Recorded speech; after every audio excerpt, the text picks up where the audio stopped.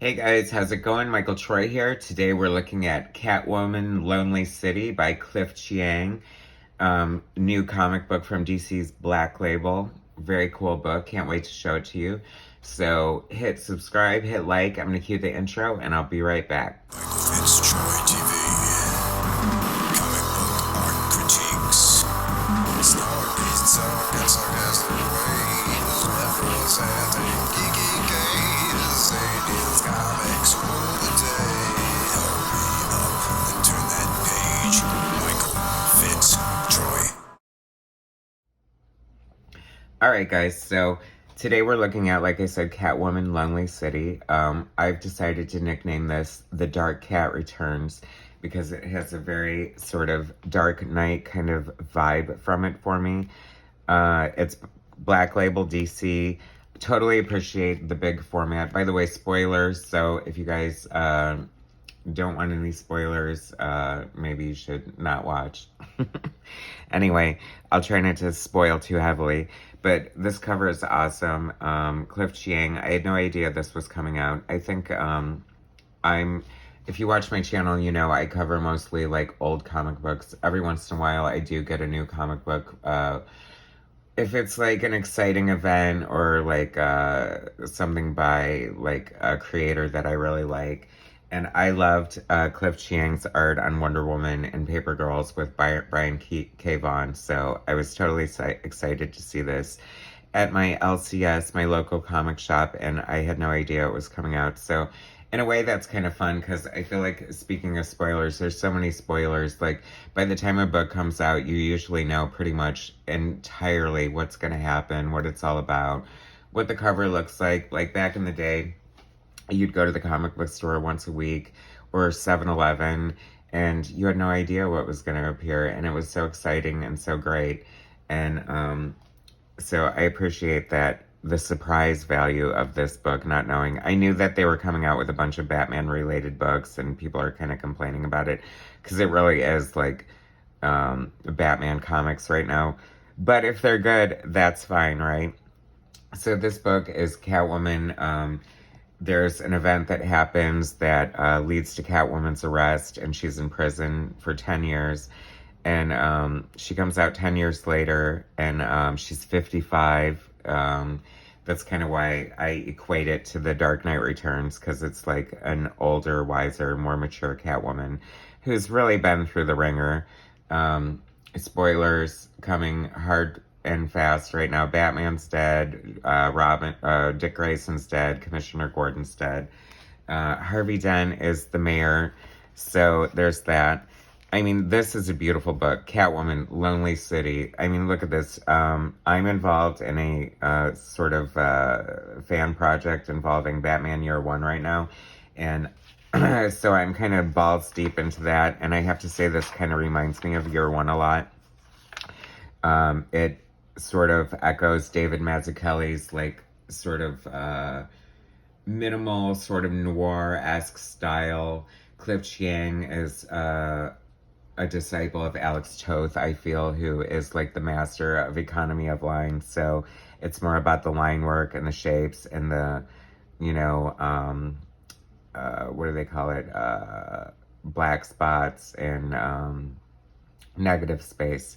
And he just kills it. I mean, this book is freaking gorgeous. And guess what? He can write too. I really enjoy the story here. So Catwoman, Lonely City, Book 1, written, drawn, colored, and lettered by Cliff Chiang. I mean, he's basically doing everything except for editing. Variant cover by Jock. Why would you get it? I mean, I love Jock's art, but I feel like it's such a disservice to the artist who has poured their blood, sweat, and tears into the title to not get their cover. I would be I mean, I don't know how I feel. I feel a little on the fence. Like, I have a project coming up that I really want to use this, like, big name artist for the cover. But I kind of want my own cover. Is that selfish? Yes. Do I deserve it? Yes. What the hell? I mean, you can't take money with you when you die, but you sure can take glory. That's what I'm going to say. But just look at this. Doesn't this kind of remind you of Batman Year One in a way? There's all these cool elements. I just love it. The palette is gorgeous. Cliff Chiang is just like such a great artist. I love his work. I'm really only familiar with it from Wonder Woman with Brian Azzarello, which I love that run, aside from changing the origin to make Diana the bastard child of Zeus, basically giving her Perseus's origin, which I'm completely against. I freaking hate that.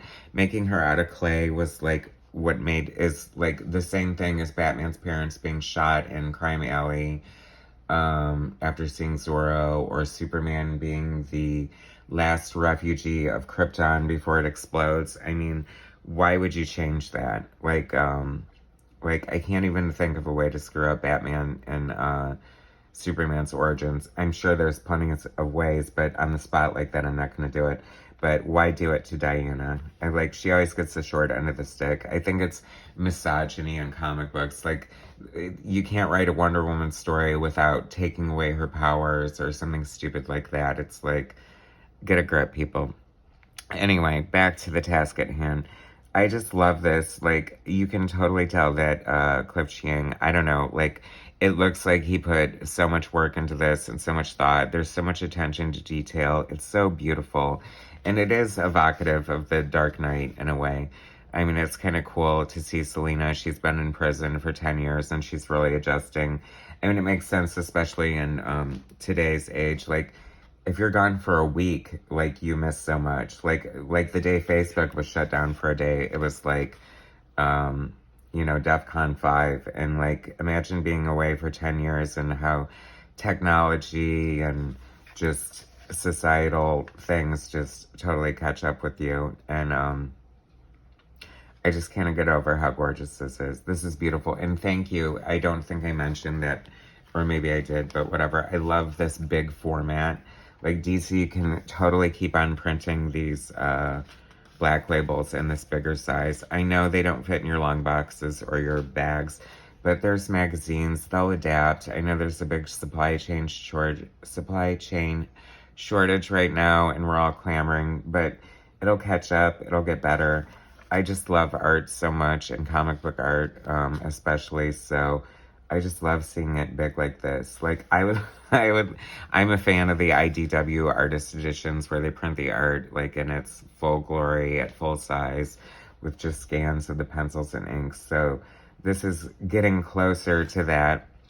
Penguin is here. Selina's hitting him up for a loan, and they have a bad exchange. It's funny because Catwoman kind of always walked the fence. I mean, she's always been a villain, but of course, like, if I were a villain, I don't know how much I would trust her. I mean, no honor amongst thieves or whatever, but, she's also been Batman's lover, too, and he's their arch nemesis, so I think that would sort of make her more appealing in some senses. I don't know. But, if I were a criminal, I would be careful if I would deal with her. I mean, God knows, you can't trust anybody in Gotham City, but anyway, so Selina's trying to make a comeback. I love it because I would expect no less. Like, she's like trying to, figure out how to make herself relevant and up her game as a criminal again. But she's sort of, as she always does, walking both sides of the fence. She's in contact with Barbara Gordon here, who is in a wheelchair. So I don't know how much Black Label, I don't think DC really, especially with Black Label, is bound by any form of continuity anymore, but this is obviously a timeline where Barbara Gordon is in a wheelchair, and I'm assuming it's at the hands of the Joker via Killing Joke, but we don't know for sure. I don't know if we'll get that info or not, but the palette is just gorgeous. Like, it is so good. Like, it is so cinematic and gorgeous, and I hate to say it's cinematic because I'm often the person saying that you don't need to compare comics and movies to each other. Comics do not need to be like movies.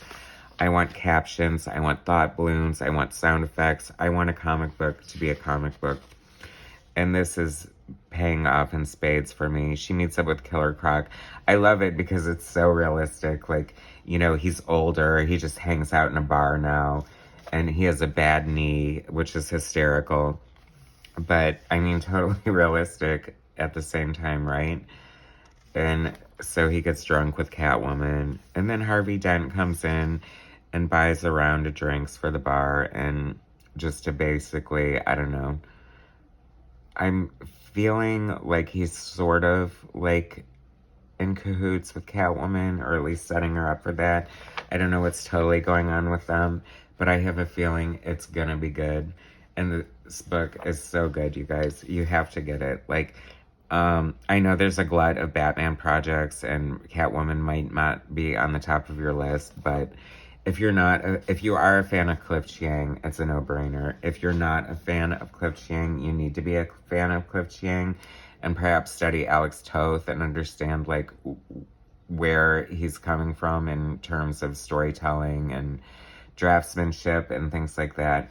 And I just love, like, finally colors have caught up to me. Like, I'm the bright, garish colorist with the explosive, like, Skittles palette of beautiful, bright pinks and purples. I mean, like, this works for me on so many levels. The art is stunning. If you just love great comic book art, it's worth it for that alone. But the story is really good too. We're off to a great start. It's been set up so perfectly and so beautifully, and I cannot wait to see where it goes. It is so gorgeous. I mean, just look at this. And as beautiful as the color is, thanks for giving us like this black and white version of this page so you can see sort of what I'm talking about with the Toth influences and the sort of economy of line and the, you know, spotting of blacks and then use of negative space. A true master here. Definitely a gorgeous book. I highly recommend it. Thanks so much for watching. Please subscribe to my channel. Hit like, share my content, and I'll bring you some more later. All right, thanks, guys.